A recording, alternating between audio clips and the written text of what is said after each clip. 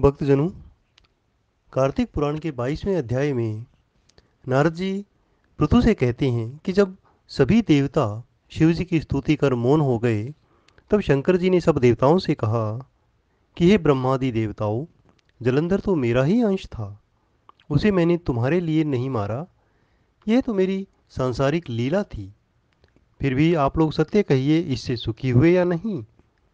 तब ब्रह्मा जी देवताओं के नेत्र हर्ष से खिल गए। उन्होंने शिव जी को प्रणाम कर विष्णु जी को वह सारा वृतांत कह सुनाया जो उन्होंने बड़े प्रयत्न से वृंदा को मोहित किया था तथा अग्नि में प्रवेश कर वह परम गति को प्राप्त हुई थी।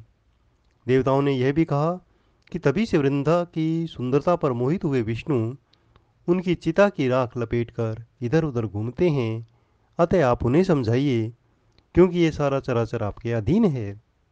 देवताओं का सारा वृतांत सुनकर शंकर जी ने उन्हें अपनी माया समझाई और कहा कि उसी से मोहित होकर विष्णु भगवान भी काम के वश हो गए हैं। परंतु महादेवी उमा, त्रिदेवों की जननी, सबसे परे वह मूल प्रकृति परम मनोहर वही गिरिजा भी कहलाती हैं।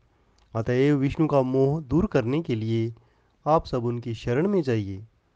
शंकर जी की आज्ञा पाकर सब देवता मूल प्रकृति को प्रसन्न करने चले। उनके स्थान पर पहुंचकर उनकी बड़ी स्तुति की।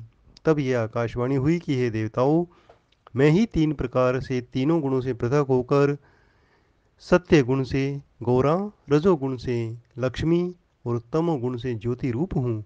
अतएव आप लोग मेरी रक्षा के लिए उन देवियों के पास जाइए, तो वे तुम्हारे मनोरथों को पूर्ण करेंगी।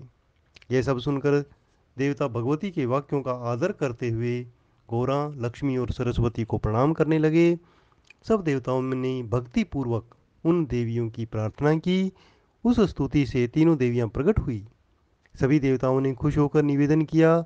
तब उन देवियों ने कुछ बीज उन्हें देकर कहा कि इसे ले जाकर तुम बो दो, तुम्हारे कार्य सिद्ध हो जाएंगे। ब्रह्मादि देवता उन बीजों को लेकर विष्णु जी के पास गए और वृंदा की चिता भूमि में डाल दिया। उससे धात्री, मालती और तुलसी प्रकट हुई। विधात्री के बीज से धात्री, लक्ष्मी जी के बीज से मालती और गोरा के बीज से तुलसी प्रकट हुई। विष्णु जी ने ज्यों ही उन स्त्री रूप वाली वनस्पतियों को देखा तो वे उठ बैठे। कामासक्त चित्त से मोहित होकर उनसे याचना करने लगे। धात्री और तुलसी ने उनसे प्रीति की। विष्णु जी सारा दुख भूलकर देवताओं से नतमस्तक होकर अपने लोक वैकुंठ को चले गए। वे पहले की तरह सुखी होकर शंकर जी का स्मरण करने लगे। यह आख्यान शिव जी की भक्ति देने वाला है। कार्तिक पुराण का 22वां अध्याय समाप्त हुआ।